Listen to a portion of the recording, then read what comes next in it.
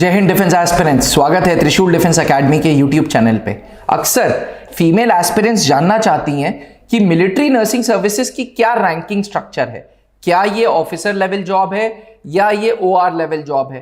तो defence aspirants मैं आपको बता दूं कि अगर आप फीमेल हैं और आप मिलिट्री नर्सिंग सर्विसेज के सपने देख रही हैं तो इससे अच्छी एंट्री कोई भी नहीं।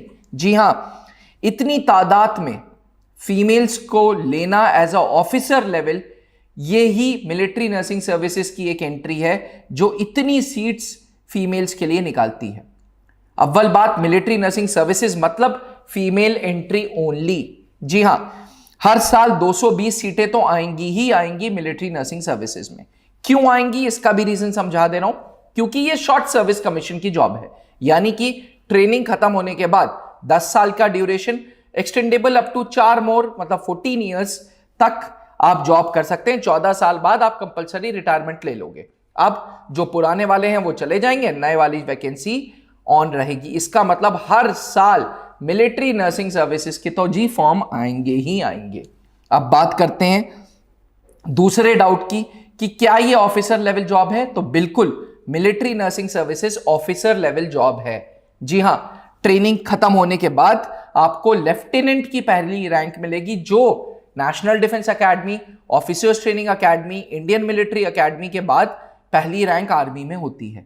यानी कि आपको वो सारे सुविधाएं, वो सारे पर्क्स, वो सारे बेनिफिट्स, वो सारे मिलेंगे जो आर्मी के किसी ऑफिसर को मिल रहे हैं। क्यों?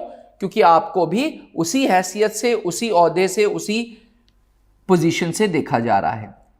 बात करें ट्रेनिंग की, तो मिलिट्री नर्सिंग सर्विसेज की ट्रेनिंग के दौरान आपको स्टाइपेंड मिलता है 8,000 रुपए महीने का।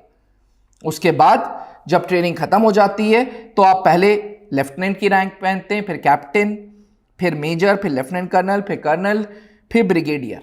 बहुत कम चांसेस होते हैं कि इसके ऊपर मेजर जनरल का रैंक मिले। बात करें आज के टाइम की सैलरी की, तो लेफ्टिनेंट की सैलरी 56,000 बेसिक पे है। इसके बाद HRA, DA सब मिला मुलू के ये लगभग 1,10,000 रुपए हो जाता है defence aspirants.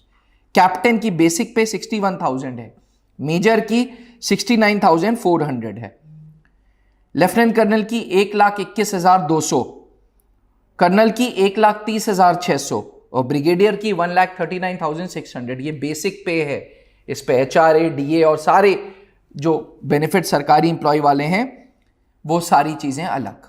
Defence aspirants lieutenant के बाद कैप्टन, कैप्टन के बाद मेजर, इसके बाद मिलिट्री नर्सिंग सर्विसेज में जो प्रमोशंस हैं वो आपके अपने हाथ में, क्योंकि आपको प्रमोशनल एग्जामिनेशंस देने ही देने हैं। प्रमोशनल एग्जामिनेशन देने के बाद आपको लेफ्टिनेंट कर्नल, कर्नल और ब्रिगेडियर की रैंक मिलती है।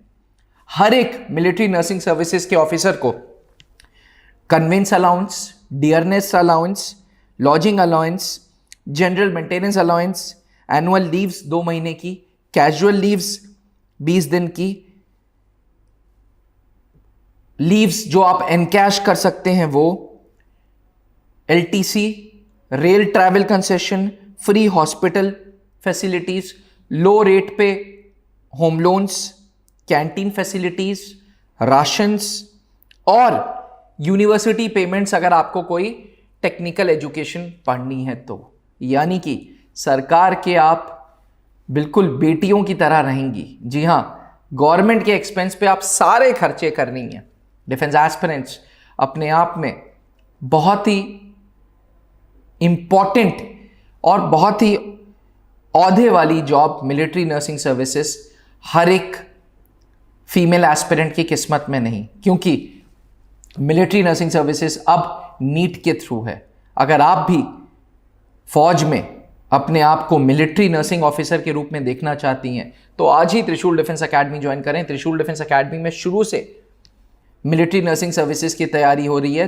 2017 से हो रही है, जब लोगों को पता ही नहीं था कि ये आखिर MNS होता क्या है। जी हां, तब MNS का अपना ही रिक्रूटमेंट प्रोसेस होता था।